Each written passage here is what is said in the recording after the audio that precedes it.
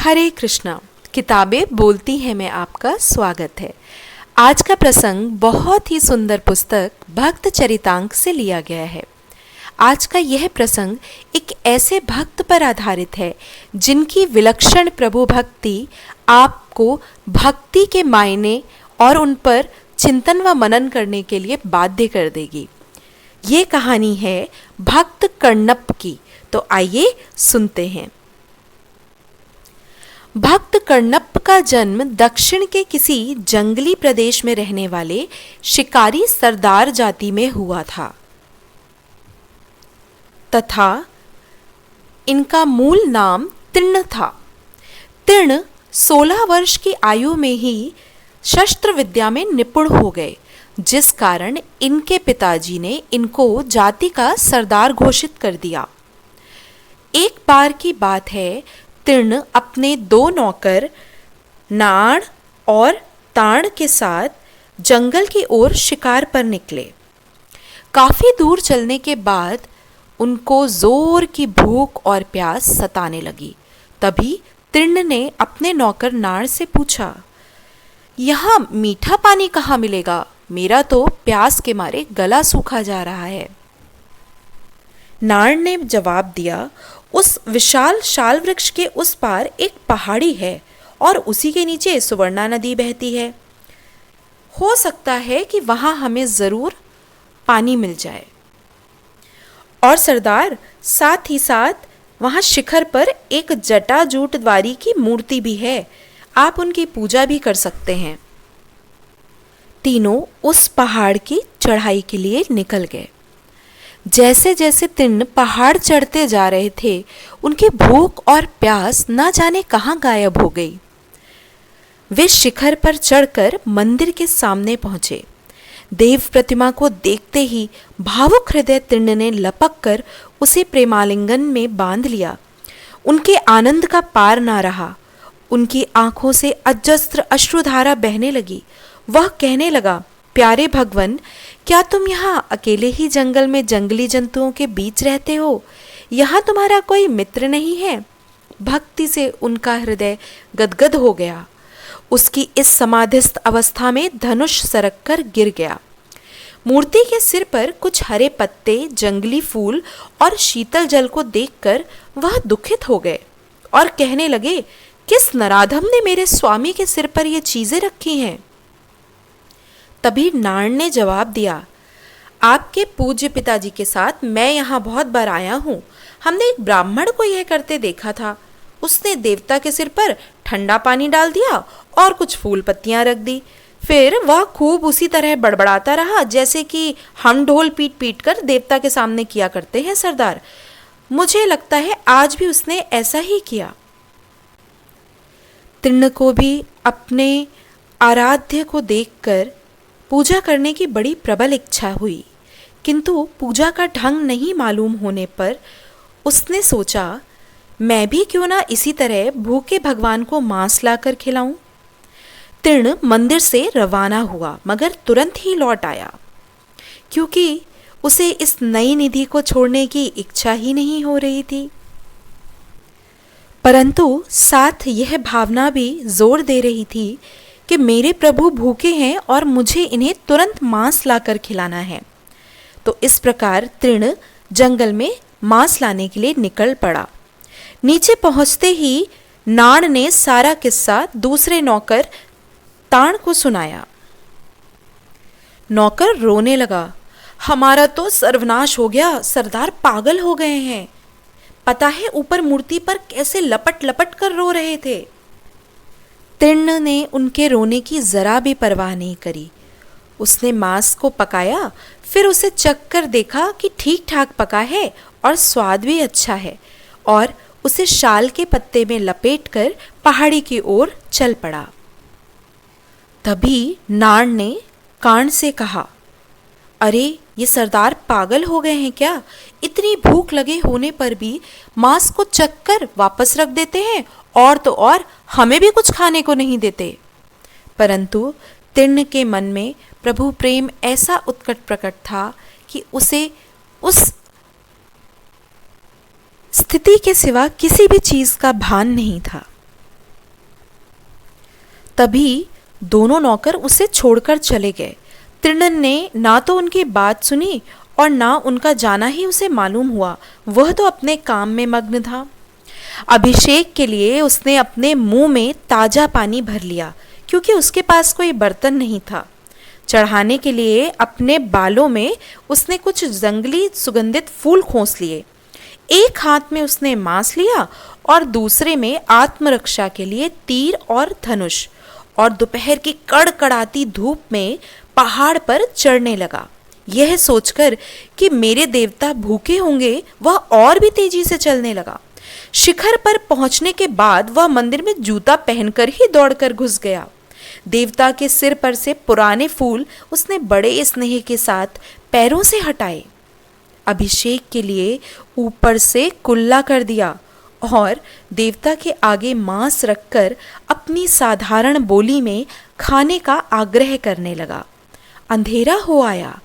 तीर्ण ने ये सोचा, ये समय तो जंगली जानवरों के घूमने का है, देवता को यहाँ अकेले छोड़कर मैं नहीं जा सकता। उसने हाथ में धनुष बाण लेकर रात भर पहरा दिया। सबेरा होने पर जब चिड़ियां चहचहाने लगी, तब वह देवता के आगे प्रणिपात और प्रार्थना करके ताजा मांस लाने चला गया। तभी उसी मंदिर का वह ब्राह्मण पुजारी, जो रोज उस मंदिर की पूजा किया जाता था, नियम के अनुसार प्रातःकाल आया। मंदिर में जूतों और कुत्तों के पैरों की छाप देखकर तथा चारों ओर हाड़ मांस छितराया देखकर वह बहुत ही घबरा गया। विलाप करने लगा, हे भगवान, अब मैं क्या करूं? किसी जंगली शिकारी ने मंदिर भ्रष्ट कर दिया है।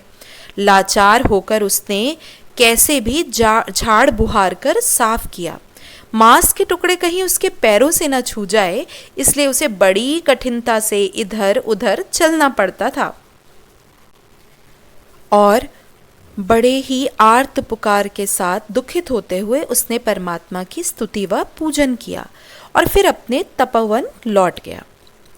तीर्ण ने इस बीच कई जानवर मारे, उनका मांस पकाया और फिर उसी प्रकार पहाड़ी की ओर चल पड़ा।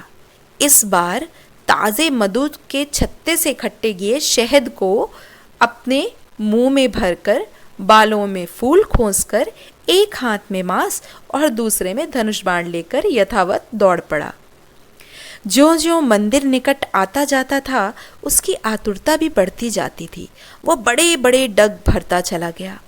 उसने देवता के सिर पर से फूल पत्ते पैर से फिर ठेलकर साफ किए, कुल्ला करके अभिषेक कराया और यह कहते हुए मांस का उपहार सामने रखा, देवता, कल से आज का मांस बड़ा ही स्वादिष्ट और मीठा है और आज मैंने मधु भी आपके लिए लाया है। इस प्रकार ये क्रम 5 दिन निरंतर चलता रहा। तीर्ण रोज मांस लेकर आता और पुजारी बेचारा भयभीत अवस्था से और शिव शिव करते हुए मंदिर की झाड़ू बुहार सेवा करता।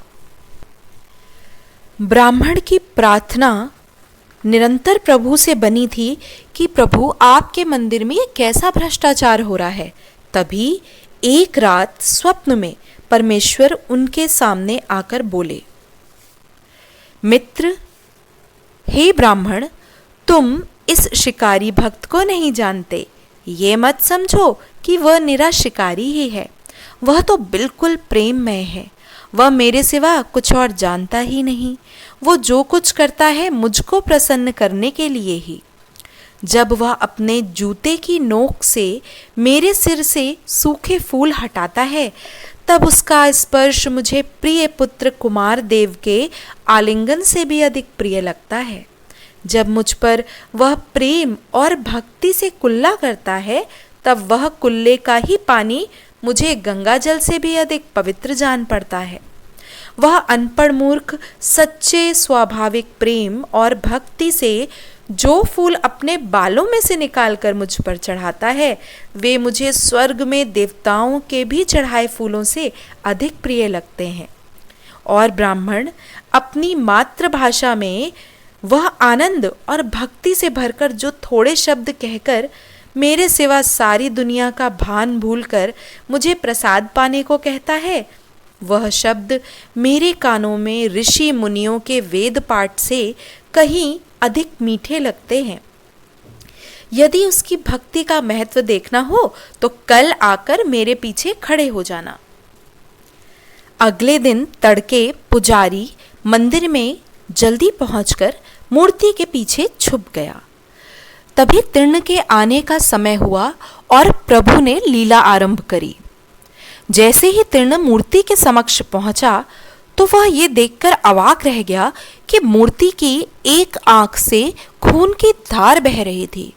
तीर्ण विह्वल हो गया, विचलित हो गया और आर्त पुकार करने लगा, हे प्रभु, हे मेरे देवता, आपको ये क्या हुआ?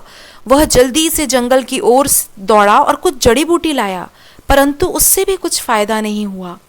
तभी उसको अपनी जाति की एक कहावत याद आई कि मांस की बदले मांस ही उसका उपचार होता है। ये ख्याल आते ही उसके मन में आनंद की नई उमंग खेलने लगी।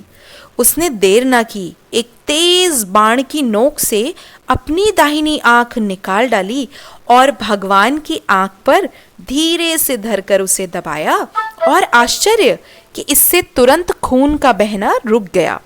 वह आनंद से नाच उठा, ताल ठोक ठोक कर आनंदोत्मत्त हो नाचने लगा।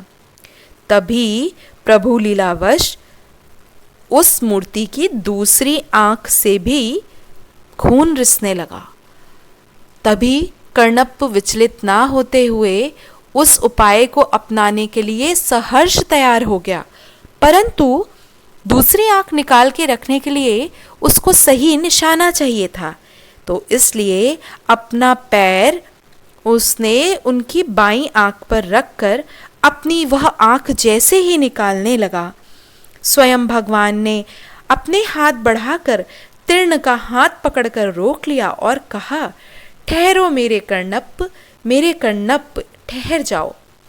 कर्णप्प, कर्ण का अर्थ होता है आंख, अप माने वत्स।